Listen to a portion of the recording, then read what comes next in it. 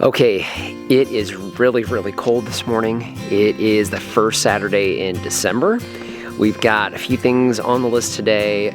Biggest thing is really getting ready for next weekend. We got a lot of irrigation going in, but of course, before we start all that, let's take a look at how this morning's panning out, besides really cold.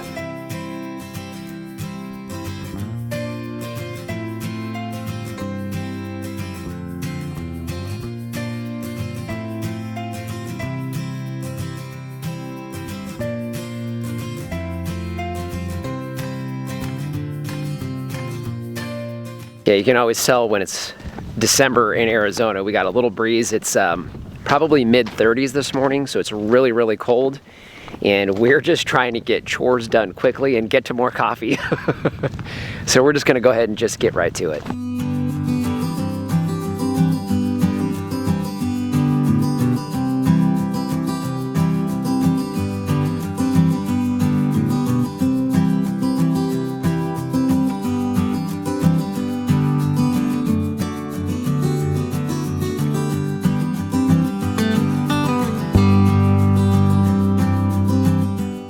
We've got everything done with the hens. Now we need to go and top off a little bit of the nuggets feed before we head over to the pigs. So let's head out here onto the pasture.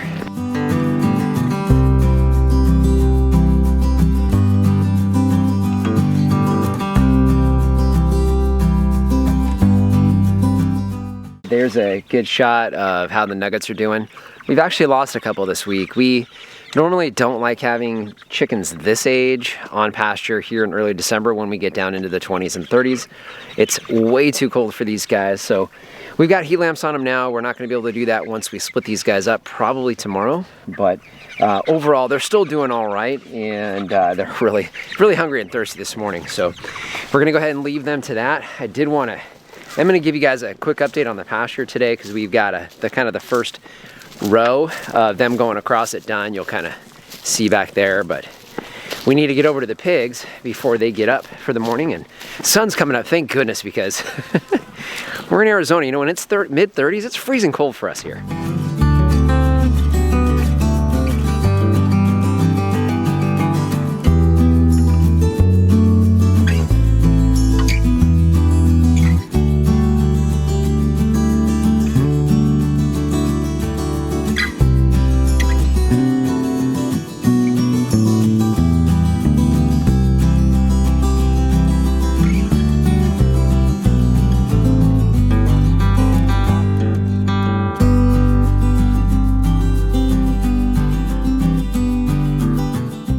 Got the pig chores done. You can see we got the pigs piling back up on top of each other.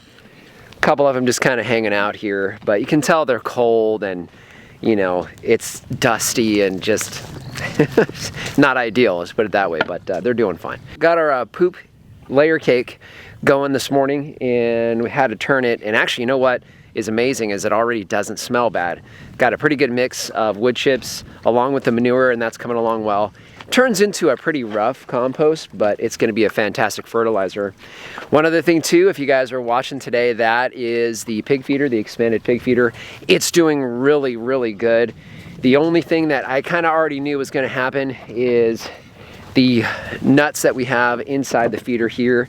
I should have got locking nuts. We're gonna have to swap those out to locking nuts because it does loosen up a little bit, but it does stay covered. They're gonna come out and see why we're here. Hopefully you caught it on camera, but you can see all of them were able to get in there and get food. They still kind of fight every once in a while, but for the most part, they look really good. A few small projects to do, so a couple things kind of around the house that I've been putting off, little tiny chores that need to get done. But we're gonna get some coffee, enjoy this beautiful sunrise and early morning. Up here at the front of the house, it's still a little cool this morning. I think we're about 8:30 or so, but we're up above 40 degrees, we know that.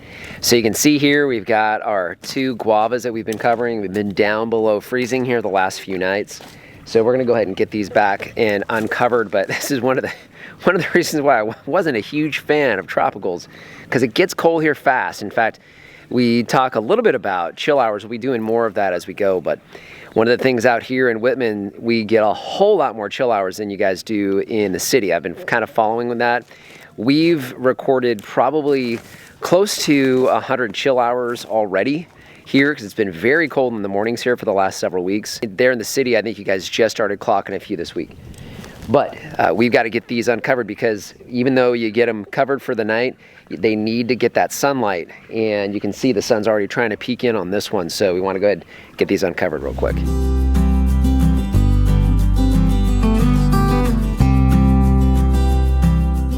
This is our pink guava, and again, down into the mid-30s last night, and it is just fine. So got a little bit of last minute growth there over the last month or so when we had some of those warmer days.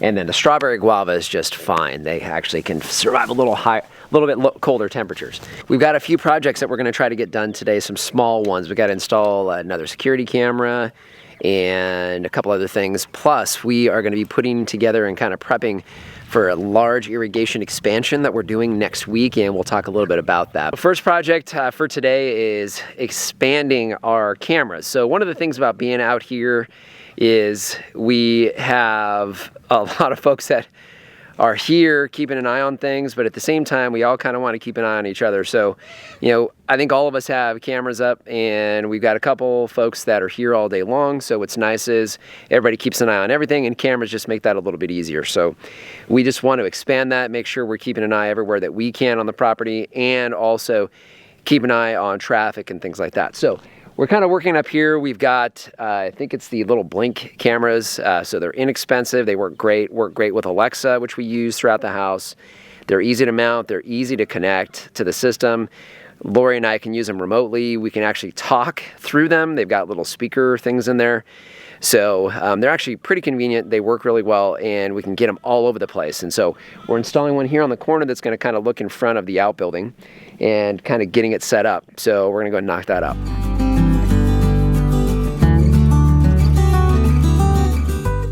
Got to do a couple little modifications up there to get that camera up, but we also got a motion light installed. So one of the things, Lori drives the truck, which is in the outbuilding, and it's dark in the morning. So whenever we're coming out, we want to make sure we get something on us as far as light so we can see what's going on over here. So we got that installed. Still working on the camera, but that'll be up here in a few minutes. Next thing we need to do is actually work on irrigation. We actually get a lot of questions on irrigation, how we do irrigation, and this is obviously the beginning of it. You can see we have some pipe on the ground there, and we have some additional pipe there. So we are going to be doing a large expansion, what we're calling phase 2 on the irrigation on the farm. We're going to be extending the main lines, which is constant pressure. We've got in-ground valves that we can tap into. They're quick couplers that are down in the ground that we can get water to the back of the property. So we're going to go to the very end of the property. We're going to be doing all of that next weekend, so taking a long weekend to get that done. George is coming back out to help us, so Sprinkler Dude's coming back out. But what we need to do is we needed to get lines drawn for the piping. We did most of that last weekend, so I didn't get that on camera. But one of the things we'll be doing is actually extending the irrigation to the outbuilding, because I want to make sure we have a hydrant against the outbuilding. So we need to find out where we stubbed out a line on the main. So we're actually going to go see if we can track that down now.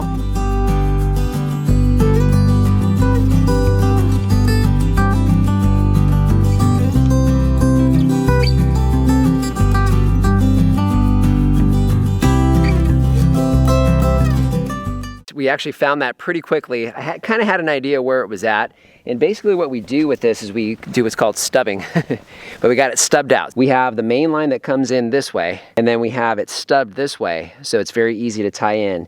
There's constant pressure. This is a 1.5 inch line, and what we're going to do is extend the main line out this way all the way over to the outbuilding. So hopefully you can pick that up on camera and see the line that we just drew. So next week when I have the trencher here, I've already got my line marked out, and I'll easily be able to trench a line over to the outbuilding, and then we'll have a water hydrant and water available right there at the outbuilding. So obviously we got a lot of things we're going to be doing on that outbuilding. One of the things is we do processed chickens right on that corner, so that'll allow us to have running water there and access to it very, very easily. Now, what Lori and I are going to do is we actually are going to start prepping some of the extensions that are going to go out to each one of the fruit trees.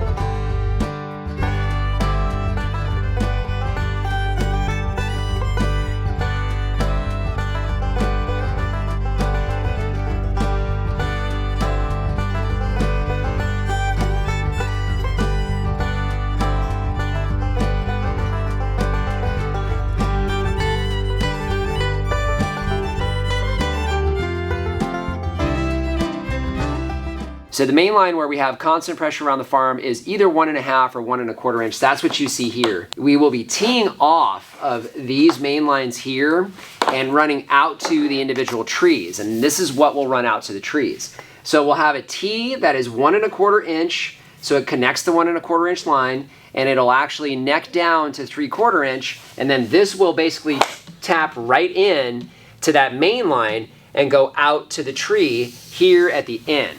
So what you saw us attaching is a 3/4 inch elbow that necks down to a 1/2 inch female thread, and then of course this 1 foot or 12 inch riser comes up out of the ground, and then eventually we'll have our bubbler that will be replaced, that will replace this cap. You can see this cap's definitely seen better days, but this is very, very temporary because these 12 lines are going to be going to some, we'll just say, large trees on the very back of the property. Those will go in here in the early spring, late winter. One other thing I should probably say, we had a young couple here last weekend that are wanting to do this, had a lot of questions. We were talking a little bit about some things that you just need to know how to do if you're going to be homesteading or farming or doing any kind of growing here in Arizona. You are absolutely going to be doing irrigation. It doesn't matter what you're growing, irrigation is going to be required. And being able to work with different types of irrigation is real critical. So we realize that we've got a few of you out there that have asked detailed questions. We're going to try to give you as much detail on this round of irrigation as we can to kind of show you the kind of basic parts and pieces of some simple irrigation setup. It has just turned into a beautiful, beautiful day. It's funny because the pigs, you can always tell when it's nice outside because they love to just sun themselves. You guys gotta check this out.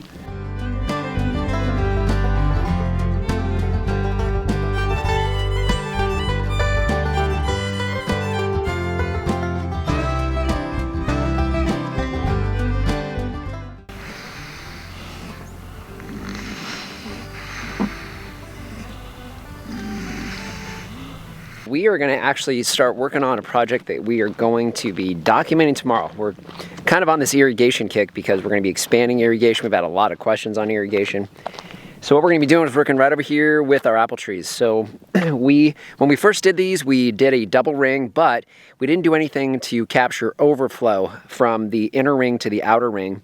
And we've started using that. So we're going to be working on expanding the rings on the rest of these 2 sections of the irrigation on this side of the orchard.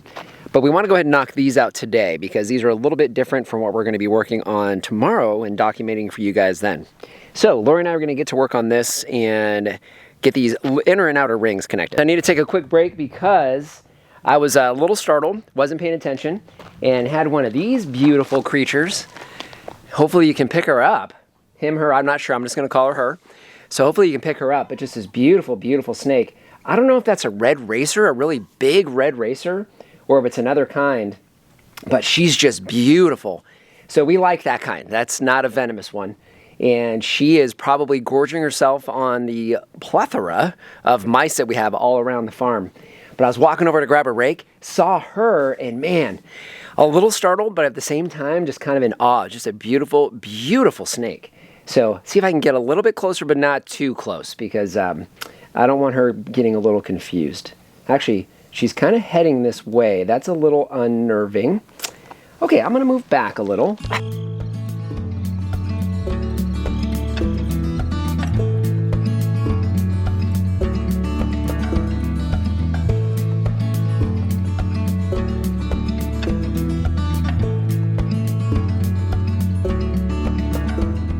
I think I've harassed her enough, so I'm gonna walk away. She's tucked up in there where we have a couple of our extra barrels there on the outbuilding. So obviously a beautiful day if she's out and about. That was really cool to see. Okay, now back to the task at hand.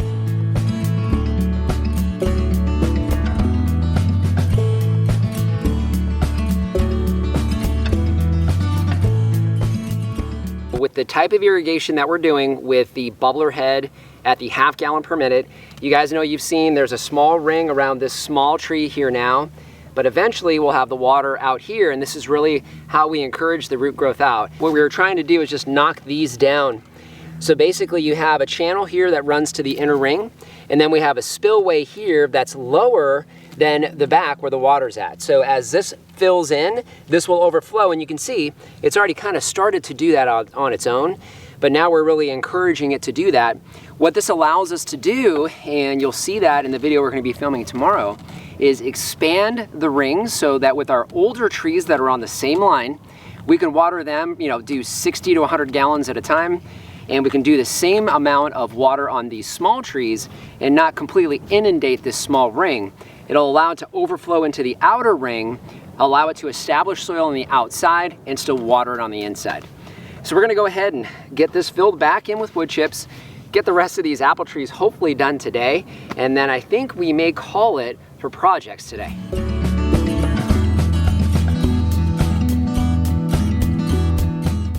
Today has just turned into an absolutely beautiful day. Man, you gotta love Arizona weather. So one last thing I wanted to leave you guys with is want to kind of show you the pasture. One of the things that I've just really been impressed with is the daikon. Hopefully you can see this, if I can get out of the way. But this is just massive. I mean, just huge, huge daikon just kind of throughout the pasture, which is really cool to see. The chickens really, really like the greens. But it's kind of a challenge because you kind of trip over them. You don't realize they're down there. Plus we've got the tractor over here that's moving along the pasture, and as soon as we come around that corner, which we'll put it into tonight, they'll start heading the other direction. We're gonna start hitting some of this daikon. So I'm gonna have to come back through and kind of chop those down. Gonna definitely leave the roots in the ground, let them decompose there. But what I wanted to show you is behind the tractor here. So you can kind of see the row that we've created as we've come through this week with the tractors. We've been seeding behind it, so not sure how well that's gonna do, but we're seeding it with alfalfa and with rye because this whole line was struggling a little bit. Tremendous amount of manure on the ground, so it definitely has plenty of nitrogen at this point and coming along good. And then the pasture itself, you can see, looks fantastic.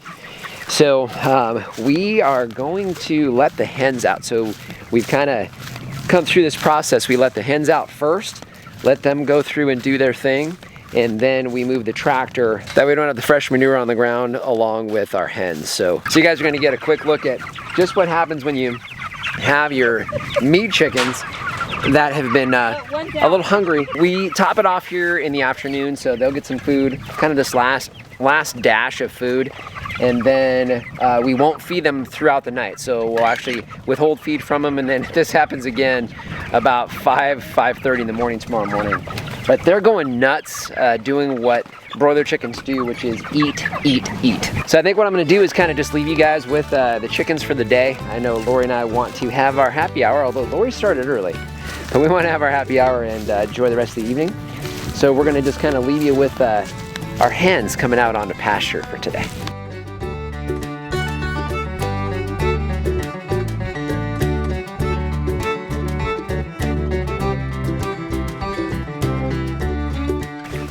It's cool. It's my hands are frozen. Yeah. Trying not to spray you, but it's like no. I've got poop water in my mouth. That's disgusting. Oh, come on, man.